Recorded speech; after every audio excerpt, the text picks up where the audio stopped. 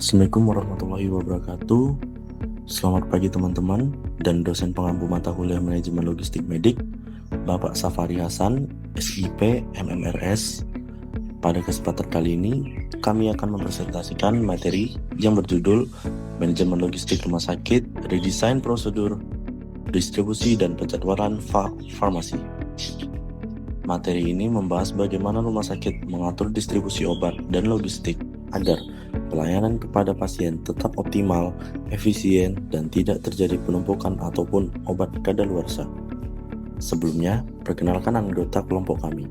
Yang pertama ada Amelisa Ramayanti, yang kedua ada Ananta Laurencia Tiffany, yang ketiga ada Helda Aulia Almafiani, yang keempat ada Ilma Sekar Lidi Nela, dan yang terakhir Gabri Jonathan. Baik, langsung saja masuk ke pembahasan. Pengertian sistem distribusi rumah sakit. Sebelum membahas kasus, terlebih dahulu kami akan menjelaskan pengertian sistem distribusi rumah sakit. Sistem distribusi obat adalah proses penyaluran obat dan alat kesehatan mulai dari gudang farmasi rumah sakit sampai ke unit pelayanan, seperti ruang rawat inap, ICU, maupun IGD untuk diberikan kepada pasien. Tujuan utama sistem distribusi ini ada dua. Yang pertama yaitu menjamin ketersediaan obat. Artinya, obat harus selalu tersedia ketika pasien membutuhkan. Kemudian yang kedua adalah efisiensi biaya, sehingga tidak terjadi pemborosan seperti penumpukan stok, kerusakan barang, ataupun obat yang kadaluarsa. Jadi, sistem distribusi yang baik harus mampu menjaga keseimbangan antara ketersediaan obat dan efisiensi pengelolaan stok. Pada kasus ini, rumah sakit masih menggunakan sistem desentralisasi murni pada 5 unit rawat inap. Artinya, setiap unit menyimpan stok obat sendiri dalam jumlah besar.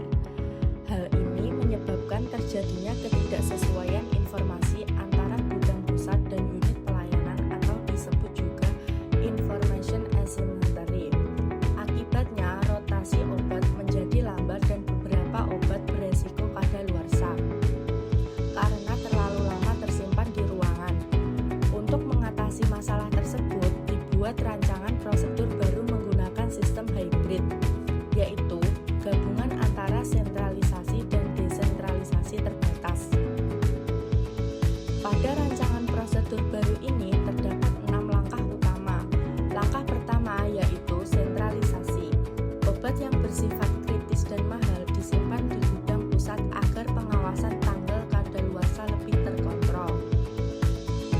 Langkah kedua menggunakan push system, yaitu gudang secara aktif mengirim obat kritis sesuai jadwal ke unit tertentu agar tidak terjadi keterlambatan pelayanan pasien. Langkah ketiga adalah desentralisasi terbatas. Unit rawat inap hanya diperbolehkan menyimpan stok untuk kebutuhan 2-3 hari agar tidak terjadi penumpukan. Selanjutnya, langkah keempat menggunakan pull system, di mana unit pelayanan mengajukan permintaan obat melalui SIM RS sesuai kebutuhan pasien. Langkah kelima menerapkan metode FEOFO atau First Experience First Out, yaitu obat masa kadaluarsanya paling dekat harus digunakan terlebih dahulu. Dan langkah keenam yaitu dokumentasi dan KPI. Setiap distribusi dicatat menggunakan dokumen resmi dan dilakukan pengawasan target stok agar manajemen rumah sakit dapat mengevaluasi kedisiplinan sistem distribusi. Perancangan jadwal distribusi. Selanjutnya yaitu perancangan jadwal distribusi mingguan.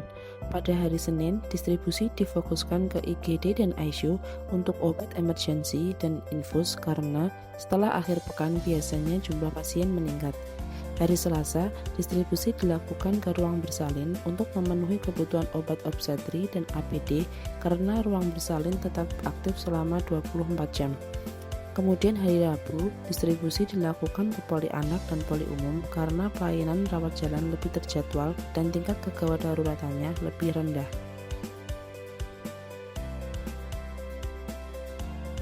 Selanjutnya, pada hari Kamis dilakukan pengisian ulang buffer stok untuk ICU dan IGD agar kesiapsiagaan terhadap kondisi darurat tetap terjaga. Hari Jumat, distribusi diarahkan ke rehabilitasi medik untuk kebutuhan seperti alat terapi, linen, dan ATK karena sifat kebutuhannya tidak darurat. Sedangkan hari Sabtu digunakan untuk distribusi darurat sesuai permintaan. Walaupun pengiriman rutin tutup, rumah sakit tetap harus menyediakan jalur distribusi darurat karena rumah sakit beroperasi selama 24 jam. Kesimpulan, efisiensi biaya dan keselamatan pasien dapat dicapai secara seimbang melalui sistem hybrid dan pengaturan jadwal distribusi secara mingguan. Seperti contohnya kontrol stok sistem hybrid menggunakan sentralisasi di gudang pusat untuk obat kritis atau obat mahal dengan desentralisasi terbatas. Ward stock di ruangan rawat inap maksimal untuk 2-3 hari guna mencegah penimbunan dan obat kadaluarsa.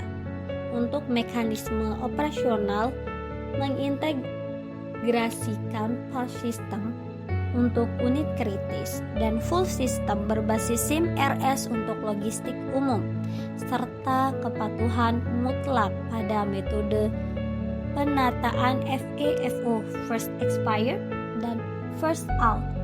Untuk skala prioritas distribusi, unit kritis seperti IGD, ICU, dan ruang bersalin diprioritaskan di awal pekan dengan frekuensi top up lebih tinggi demi menjamin ketersediaan obat penyelamat nyawa. Sedangkan untuk unit non-kritis seperti poliklinik, rehab medis dijadwalkan secara mingguan pada waktu senggang low horse, sehingga integrasi kendali persediaan yang ketat dan jadwal pengiriman yang tepat berhasil meminimalkan pemborosan finansial sekaligus menjamin pelayanan klinis yang aman. Demikian materi yang dapat kami sampaikan. Terima kasih atas perhatian yang telah diberikan. Semoga materi yang kami sampaikan dapat menambah pemahaman mengenai pentingnya manajemen logistik dalam menunjang pelayanan rumah sakit. Wassalamualaikum warahmatullahi wabarakatuh.